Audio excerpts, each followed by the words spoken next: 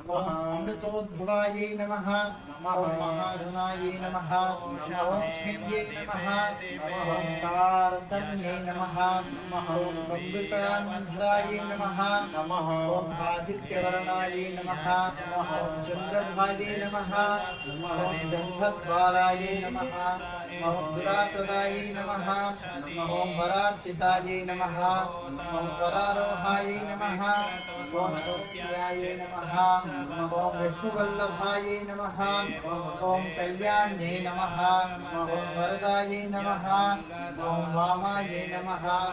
ओम वामेश्यै नमः ओम विन्ध्यावासिन्यै नमः ओम योगनिद्रायै नमः ओम योगरतायै नमः ओम देवक्यै नमः ओम कामरूपिण्यै नमः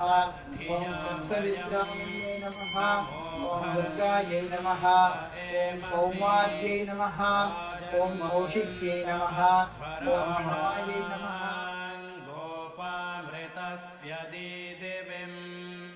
वर्धमानं स्वेदमे